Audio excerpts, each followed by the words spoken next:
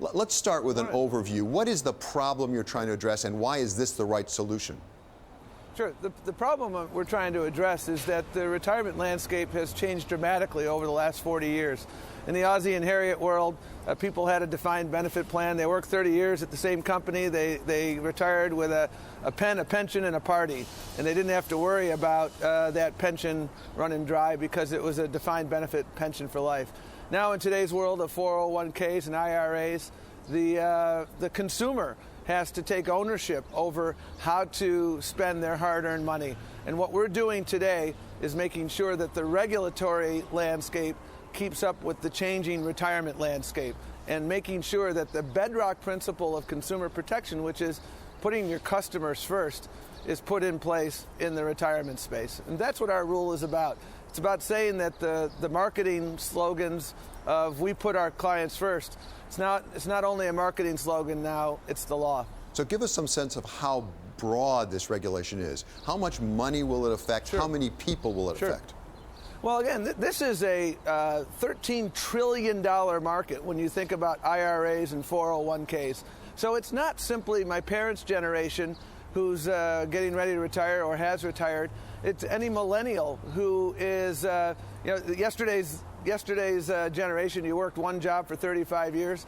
Our millennial generation, they may work 35 jobs over 35 years, and every time they're rolling over from one job to another, and they've accumulated a 401k, that's an important point, and they have to understand that decisions they make there can affect their long-term retirement security. So this affects millions of Americans. I mean, the impact of conflicted advice conservatively is estimated at about $17 billion a year. And that's a conservative figure because it only covers one segment of the market. And so anybody who is saving for retirement and has a 401k or an IRA, they just got a new tool to make sure that they will be able to do a better job saving. Right. It also will affect thousands, maybe tens of thousands of advisors and brokers across the country. Have you done a cost-benefit analysis on how much that will cost the industry to provide this support, as opposed to what the benefits are?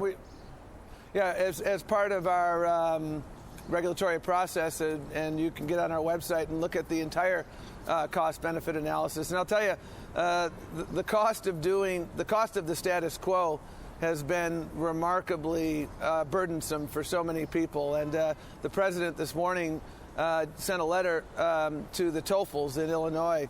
The TOEFLs are regrettably a tragic example of what happens when an advisor can put his own self-interest over their best interest. They worked hard, played by the rules, had a nest egg at retirement of $650,000. They went to their local bank because Mr. TOEFL had started to develop signs of dementia, could no longer manage his money. Right. And they were put into a horrific product that was quote-unquote suitable for them, but it was anything but good for them. And they ended up on a horrific track. And that's not who we are as a nation. And again, this is a simple principle. Put your customers first. People like Jack Bogle, who founded Vanguard and has been a longtime supporter of our rules, said, and he's right, when you put your customers first, it's great for your customers and it's great for business. Yeah, and when you hear stories like that, no one can defend that. That's outrageous and it's terribly sad. Yeah. But there are also, I'm sure, thousands of advisors who are doing it the right way, who are putting their customers' interests first. So why is it the right way to do this by a broad regulation that affects everyone, as opposed to just going after the bad actors? Yeah, and I really appreciate your question, because this is not a case about people who have malice in their hearts, and I've said that repeatedly. Advisors are not bad people. I have spoken to so many, and they're trying to do the right thing. This is a case about a system that is structurally flawed.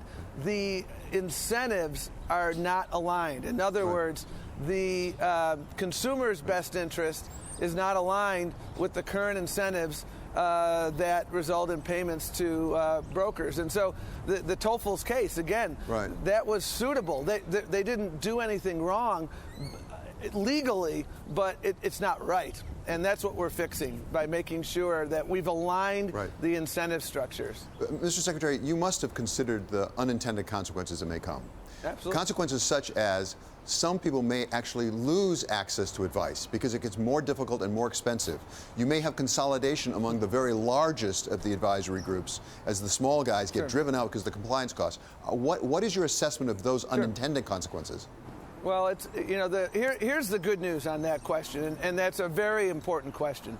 We already have a substantial subset of the market, including the advisor that my wife and I use, who act as fiduciaries, okay? So we don't have to speculate about what happens. And in my conversations, and later today we're doing an event, and we have a number of advisors who are going to be there, people who are already doing what we are now requiring today.